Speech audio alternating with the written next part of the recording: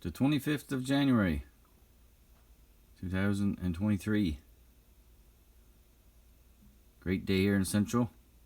We got some sun today, which is always a bonus after this last couple of weeks of snow and rain and cloudy and windy, but it's pretty calm out there this morning, and the ground is frozen up a bit. So we're in the garage now today. Before I get ahead of myself here, I said, well, we'll do another video on our ATC 1986 250R. Tried to do a video yesterday, but the phone is not the best there. The conditions and the battery life of the phone was probably down to like 10%, and plus this phone I got here is like the dinosaurs, probably the first one ever made. So I apologize for the quality. But anyway, we got our engine all assembled and put into the hole, like you say. Fairly easy job. And what was the funny thing in this, the simple stuff, which you think is going to be the simple stuff, turns into be the most stubborn, which was the installation of the carburetor and the breather tube. It goes back to the breather box. Of course, now you know this machine is almost 30 years old, so the rubber breather tube is, it's not pretty soft back there, but the inlet, the manifold inlet, there was also, I had to get the heat gun because it was pretty rigid. Anyway, I had to pretty much start from the back in reverse installation and get the clamps on. The breather box there was pretty difficult. Anyway, managed to get it all on, but I noticed that the choke / oil adjustment, the plastic, the threads are broke, so I don't know if that's going to be a source of error or not, but I see them online on eBay there, so that's perhaps the next order. So just a few knickknacks here today. In the last video we were doing our clutch, just about to install clutch linkage to the pivot arm, and noticed an amazing amount of free play. And like I said, I took the chance of the clutch being good and put it all in the frame. But anyhow, we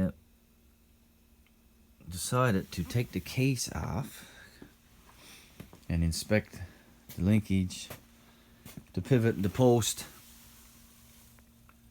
and upon further investigation found out that the pivot arm, which is over here, it doesn't look worn, the actuator to call it, but when you put the post up to the indent there, it's about I'm going to say about a ½ an inch before it turns, before it puts the post through the clutch linkage. So I decided to take it all apart, get our clutch back out, measure the tolerance in our clutch disc, which was way under tolerance. I think it was what was our measurements? Friction disc thickness. Yeah, the wear limit is 2.85 millimeters. I think they were down to 2.86 and 2.84. So I went ahead and ordered the clutch kit, the updated TRX 250R kit, which replaces the ball bearing with a roller bearing. It says it's a smoother engagement on your clutch, but yeah, we got all that ordered. Almost 400 and something, almost $500. So all discontinued from Honda, but the clutch, the friction plate, and the needle bearing and the actuator rod is all in one kit from genuine Honda, so that's a bonus. There is a little bit of wear in the basket, but like I say, hopefully not too excessive that it's going to cause us grief in the long run. So while we're waiting for parts, we got another load of parts that we ordered initially. Brake calipers and caliper kits and chain guards, and so all that stuff should be here now pretty soon, probably next week. So we're just in the process now of connecting our headlight to our new harness. So that's ready to be installed. I have an aftermarket tail light here, which I'm not sure is going to work. I'm gonna have to make up some brackets. The problem is there's supposed to be like a. I can mount the tail light now, but it's going to be flush to these bolts, which is probably going to be up under the fenders too far. So you're going to have to drop it down at least. I'm going to think around 3 inches. So we're going to compare that with another unit, maybe with our 84. So yeah, it's coming together pretty good. Pretty happy with it. Not spending a whole lot of money so far. Well within budget. Once again, it's not going to be a restoration, we'll say. It's going to be a revival. Because as you can notice, the engine is black, which is supposed to be grey in an 86. A few little odds and ends. The black triple on the top there that's correct. The headlight is correct for 86. Yes, factory shock boots on the front. Rear fenders are Meyer fenders, and the seat, which is a Honda seat, but funny it never come with the ATC. I got a stencil now and some vinyl paint. I don't know how that's going to work out. We're going to try it. Put our ATC logo rather than 250R to match up with. Just try to get as close as 86 as we can get.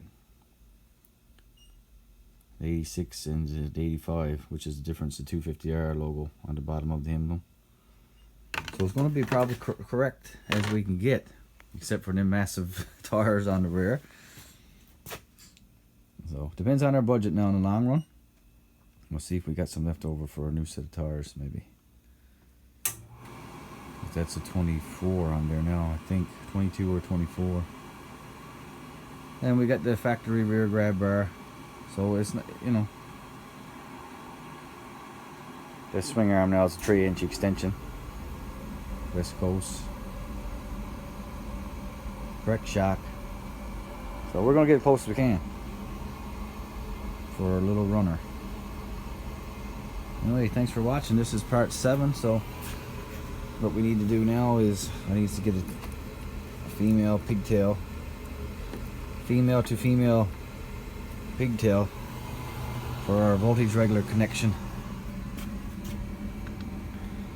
in the back here. It connects to the harness. So I'm just, instead of cutting off one of these factory connectors, I'm just going to make a female to female join and